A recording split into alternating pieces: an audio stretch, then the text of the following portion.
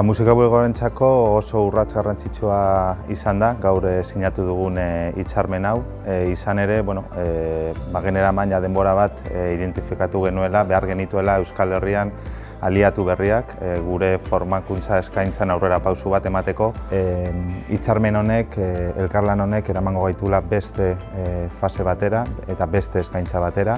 Eta espero dugu ibilbide luzeko elkarlan bat izatea eta musika sektorean nola ez bere eragina izatea eta datozen urteetan profesional gehiago prestatuta ateratzea.